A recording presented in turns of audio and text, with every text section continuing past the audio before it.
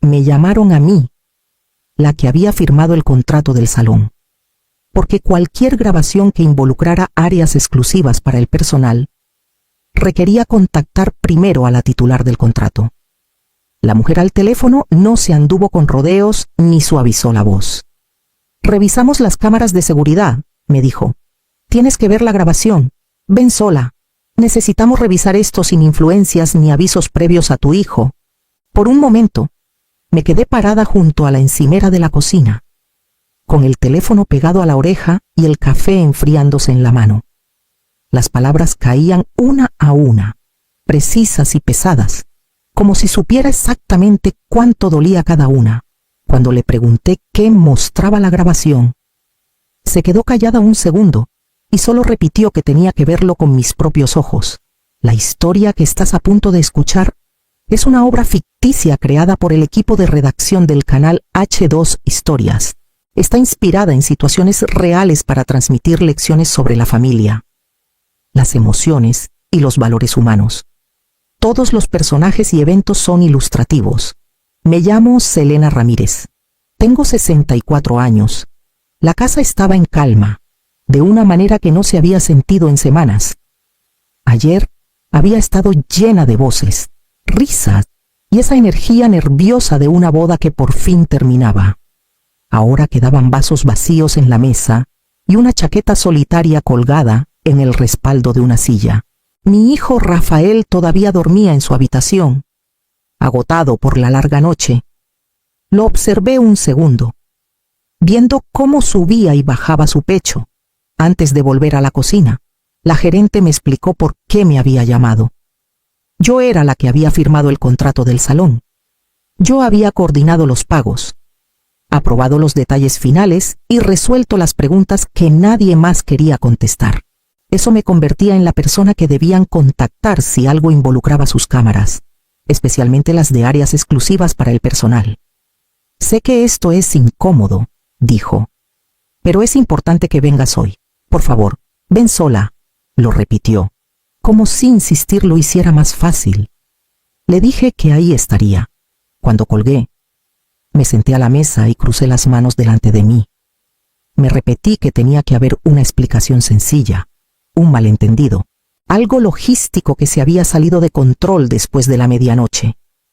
Las bodas generan desorden, y el desorden siempre deja cabos sueltos. Aún así, no desperté a mi hijo, no le mencioné la llamada. Me vestí en silencio y tomé las llaves, moviéndome por la casa con pasos cuidadosos, como si temiera despertar algo más que el sueño. Para cuando salí del camino de entrada, el sol de la mañana ya estaba alto, tan brillante que todo parecía normal.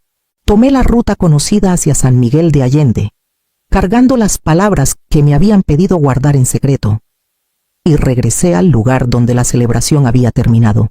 El regreso a San Miguel de Allende se me hizo más largo de lo normal. Mantuve las dos manos en el volante, el celular boca abajo en el asiento del pasajero, como si pudiera sonar de nuevo si lo miraba fijamente. Me repetía que el tono serio de la gerente era parte de su trabajo. Los salones viven de reglas. Las reglas ponen nerviosa a la gente. En un semáforo, el teléfono vibró de todos modos. «¿Sigues viniendo hoy, verdad?», preguntó la gerente al contestar. «Sí», dije. «Ya voy en camino». «Gracias», respondió. «Sé que esto es incómodo». «¿Es por daños?», pregunté. «¿O una queja de algún invitado?». «No», dijo. Y la pausa después sonó deliberada. «Se trata de un incidente en un pasillo exclusivo para personal, donde ningún invitado debería haber estado. Eso fue todo lo que me dio antes de colgar». El edificio apareció antes de lo que esperaba. Lo había elegido porque era ordenado, porque funcionaba con horarios, permisos y límites claros. Durante la planeación, la gerente había sido firme pero amable. Ningún invitado más allá de ciertas puertas, sin excepciones. Los pasillos de servicio estaban vigilados todo el tiempo. Eso me había gustado entonces. Me había parecido protección. Al estacionarme, me recordé que las bodas son caóticas aunque parezcan perfectas. La gente se pierde. Se abren puertas que no deberían. Las cámaras captan pedazos sin contexto. Yo había firmado suficiente papeleo para saber cómo un detalle pequeño puede convertirse en un problema formal. Adentro, la recepción estaba tranquila. La misma mujer del teléfono me recibió ahí, con expresión cuidadosa. «Gracias por venir sola», dijo. «Vamos a un lugar privado». La seguí por un pasillo estrecho que nunca había visto. Uno que sabía que los invitados no debían usar. El aire se sentía más fresco ahí, controlado. Se detuvo frente a una puerta y puso la mano en la perilla. «Quiero ser clara», dijo en voz baja. «Lo que vas a ver no estaba destinado a formar parte de ninguna celebración. Se grabó porque tenía que grabarse». Asentí, aferrándome aún a la idea de que esto terminaría con una disculpa y una firma. La puerta se abrió y entré a la parte de la boda que nunca me había imaginado. Durante la recepción, mi hijo Rafael desapareció un rato, no lo suficiente para alarmarme, solo lo que bastó para notarlo y luego dejarlo pasar. Recuerdo haber recorrido el salón con la mirada, sonriendo a los parientes, diciéndome que seguramente estaba afuera contestando una llamada o tomando aire. Las bodas arrastran a la gente en todas direcciones. Lo había dicho en voz alta más de una vez esa noche. «¿Lo has visto?», se acercó mi hermana a preguntar. «Ya vuelve», dije. «Siempre vuelve». Lo creía porque lo había criado para que estuviera presente. O al menos, eso me decía yo. Le había enseñado a llegar a tiempo, a mirar a los ojos, a regresar cuando decía que lo haría. Cuando volvió al salón de baile más tarde, con la chaqueta derecha y sonrisa fácil, lo tomé como prueba de que tenía razón. Hubo un momento, sin embargo, pequeño, pasó rozándome y capté un rastro de perfume que no pertenecía al salón. Pensé en flores, en abrazos apretados, en cuánta gente se había acercado toda la noche. Dejé pasar el pensamiento. Luego la vi a ella, cerca del borde del salón. No estaba haciendo nada malo. Ni siquiera lo miraba. Estaba con una copa en la mano, la postura familiar de una forma que me apretó el estómago. Me dije que me equivocaba. El tiempo cambia los rostros. La luz juega trucos. Le había advertido sobre una mujer con la que se había acercado mucho antes de la boda. Recuerdo haberle dicho, «No más ten cuidado», y querer decirlo de 1000 maneras. Me había prometido que lo tenía controlado. Esa noche, elegí confiar porque era más fácil que dudar. Elegí el orgullo en lugar de la vigilancia. Vi a mi hijo tomar la mano de su esposa y llevarla a la siguiente canción. Y guardé la inquietud anterior en el ruido de la fiesta, donde los pensamientos incómodos se pierden fácil. La gerente cerró la puerta y esperó a que me sentara antes de tomar la silla frente a mí. «Necesito ser clara», dijo. «Lo que encontramos viene de un pasillo exclusivo para personal». «¿Exclusivo cómo?», pregunté. «Los invitados no pueden entrar ahí, solo los proveedores mientras trabajan», explicó. «Esas cámaras graban video y audio». Se me tensó la mandíbula. «Entonces, ¿por qué me llamaron a mí?». «Porque eres la titular del contrato», respondió. «Firmaste por el salón. Aprobaste las reglas de acceso y aceptaste responsabilidad por lo que pase aquí. Nuestra póliza exige transparencia contigo». Asentí. Aunque las manos ya me empezaban a temblar, me pasó una carpeta. Revisamos las grabaciones después de cada evento. Esta vez algo saltó. Si lo ignoramos, nos exponemos. Si lo manejamos mal, tú también. ¿Y mi hijo?, pregunté. Su voz se mantuvo firme. Si hablas con él antes de ver esto, la historia puede cambiar. La negación llega rápido. Luego vienen las culpas. Ya han lidiado con esto antes. Dije. Sí, respondió. Y la verdad suele cuestionarse en lugar del comportamiento. Me recargué hacia atrás. ¿Me estás pidiendo que le oculte esto a mi propio hijo? Te estoy pidiendo que veas la evidencia primero, dijo. Lo que hagas después es decisión tuya. Giró el monitor hacia mí, con la mano en el ratón. Esto no se grabó por accidente. Se rompieron las reglas. Hizo una pausa y luego dio clic en reproducir. La pantalla mostró un pasillo angosto, de esos para carritos y personal. No para invitados de traje. La marca de tiempo estaba en la esquina. fría e indiferente, señalando la noche de la boda.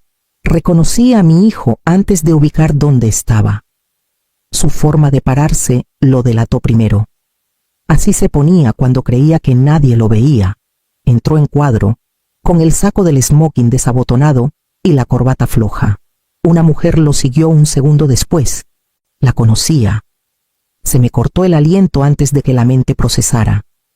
Se había cortado el cabello más corto desde la última vez, pero la línea de la mandíbula era la misma. Hace años le había dicho que mantuviera distancia. Él sonrió entonces, con la misma sonrisa fácil de ahora. La gerente se quedó callada detrás de mí. Mi hijo Rafael se recargó en la pared y soltó una risa baja. Te dije que no tardaría mucho, dijo. La mujer negó con la cabeza. Acabas de casarte, le recordó. Por eso mismo tiene que ser rápido sin testigos, sin interrupciones.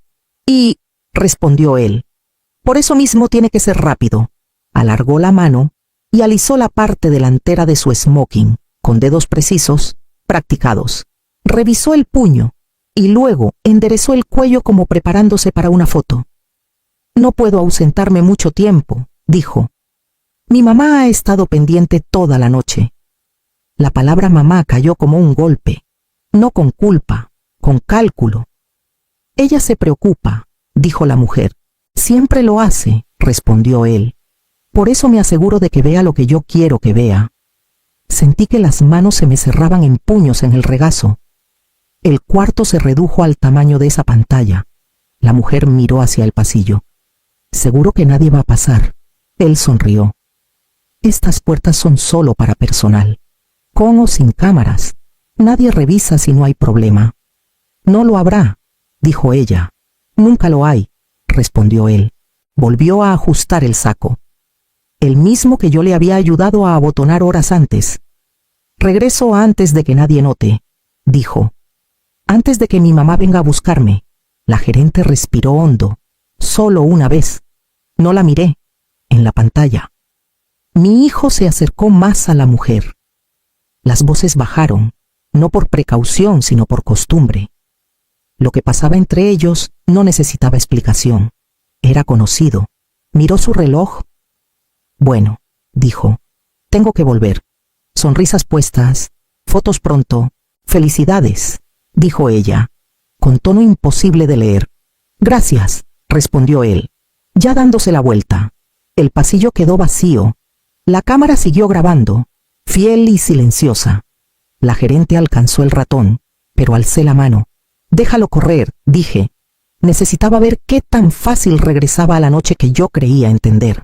El audio siguió después del silencio que me había preparado. Esperaba disculpas torpes o el desastre de algo impulsivo. Lo que vino fue calma.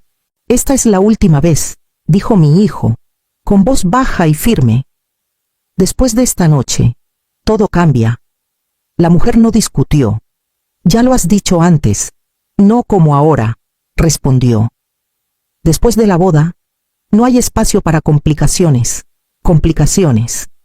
La palabra quedó flotando mientras planeaban cada paso con precisión.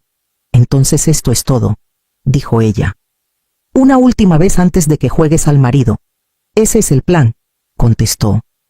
No soy imprudente, solo sé manejar los tiempos. Sentí algo cambiar en el pecho, no de golpe sino decidido. Esto no era deseo ganándole al juicio, era el juicio en completo control. La gerente habló bajito detrás de mí. Normalmente paramos la grabación cuando el pasillo queda vacío. No, dije. Mi voz me sorprendió por lo serena que sonó. En la pantalla. Mi hijo soltó una risa contenida. Ella nunca va a sospechar nada, dijo. Mi mamá confía en mí. Siempre ha confiado. La mujer dudó. Y si no, lo hará, dijo sin pausa. Me crió para ser cuidadoso. Me enseñó a parecer sincero. Ahí fue cuando el shock se drenó, dejando algo más frío. No estaba viendo a un hijo cometiendo un error. Estaba viendo a un hombre usando lo que le habían dado. La gerente alcanzó el ratón otra vez. Selena, lo veo, dije. Todo en la pantalla. La conversación terminó sin drama. sin promesas, sin arrepentimiento, solo un entendimiento mutuo de que esto había sido planeado y controlado, medido al minuto. Cuando la grabación paró, el cuarto se sintió más grande, no más chico. La verdad había ocupado su lugar y se había acomodado. Crucé las manos y asentí una vez. Lo que fuera esto, no había pasado por accidente. Al llegar a casa, mi hijo Rafael estaba en la cocina, descalzo, tarareando mientras echaba cereal en un tazón. Me miró y sonrió, ajeno al peso de lo que yo había visto, y yo forcé una calma exterior a pesar del impacto. «Ahí estás», dijo. «Ya pensaba que habías regresado al salón a devolver algo». «No más unos pendientes», dije. Cruzó la cocina y me dio un beso en la mejilla. «Estuviste increíble ayer. Todos lo dijeron». Asentí y tomé un vaso, manteniendo las manos firmes. «Era tu día». Se recargó en la encimera, relajado. «Me muero de hambre. Creo que no comí nada después de los discursos». «¿Estabas ocupado?», dije. «Sí», respondió con naturalidad. «Ocupado siendo jalado para todos lados». La palabra ocupado quedó entre nosotros, cargada de todo lo que ahora significaba. Sonreí de todos modos. Le pregunté si había dormido bien. Escuché mientras hablaba de planes para el brunch, de cómo su esposa quería agradecer a la gente por venir. Cada frase caía limpia, practicada, sincera. En un momento soltó una carcajada y dijo: «Siempre te preocupas de más. Mamá, ya puedes relajarte». «Lo haré», dije, «pero no hoy». Me miró un segundo. «¿Estás bien?» «Sí», dije, solo cansada. Eso pareció bastarle. Volvió a su cereal. Navegando en el celular, observé la inclinación familiar de su cabeza, la misma que tenía de niño cuando se concentraba. Recordé juntas en la escuela, rodillas raspadas, cómo lo defendí cuando los maestros decían que era lo bastante listo para doblar las reglas. Lo había confundido con integridad. «Salgo más tarde», dijo. «No me esperes despierta». «No lo haré», respondí. Dejó el tazón en el fregadero y se fue por el pasillo, ya pasando página. Yo me quedé ahí, respirando en el silencio, sosteniendo la verdad en su lugar. No porque tuviera miedo de hablar, sino porque sabía exactamente cuánto costaría si lo hacía muy pronto. Regresé al salón la mañana siguiente. La gerente me recibió sin preámbulos. «Hice 2 copias», dijo, deslizando un sobre sellado sobre el escritorio. «Las marcas de tiempo están verificadas. Audio y video coinciden. Explícamelo todo», dije. Lo hizo, línea por línea, fechas, horarios, ubicación de la cámara, registros de acceso. Cuando terminó, le pedí que lo pusiera por escrito. «Ya lo hice», dijo. «Firmado», asentí. «Gracias». En el camino a casa, llamé a un abogado que una amiga había usado años atrás. Contestó al segundo timbre. «Necesito un consejo», dije. «No acción, todavía no». «Cuéntame qué tienes», dijo. Lo hice. Escuchó sin interrumpir. «No lo confrontes sola», dijo al terminar, «y no lo avises». «No lo planeaba», respondí. «Bien», dijo. «La evidencia pierde fuerza si se confronta sin preparación. Testigos y documentos le dan autoridad». Colgué y me orillé, dejando el motor encendido. El teléfono vibró. Un mensaje de mi hijo. «Te quiero, ya salí». No respondí. Esa tarde, guardé las copias bajo llave y anoté todo mientras aún estaba fresco. Palabras, frases, la forma en que había hablado de mí como si fuera una variable que manejar. Cuando llegó más tarde, lo saludé como siempre, serena, cálida, sin cambios. El silencio no era debilidad, era estrategia.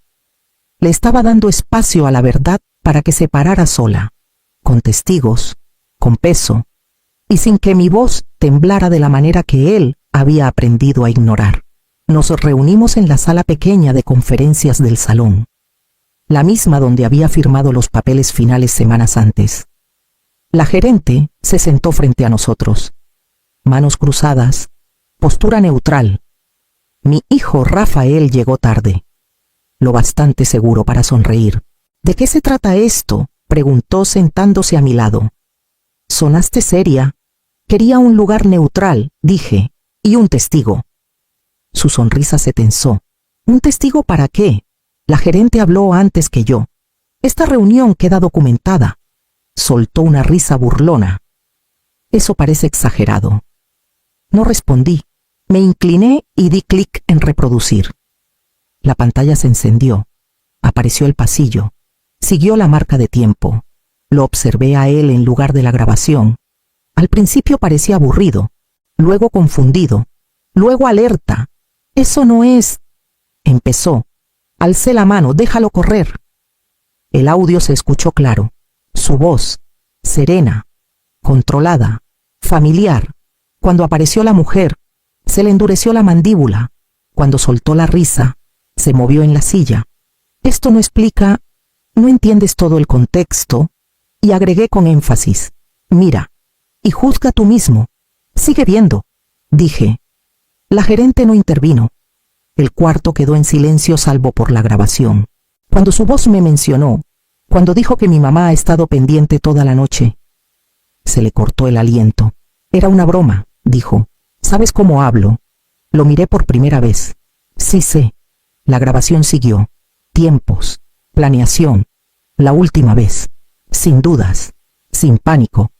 Cuando terminó, el silencio se sintió merecido. Se recargó hacia atrás, cruzando los brazos. ¿Entonces me trajiste aquí para emboscarme? No, dije. Te traje para quitar mi versión de en medio. Soltó una risa corta, seca. Esto no significa nada. La gente dice cosas. Las cámaras captan pedazos.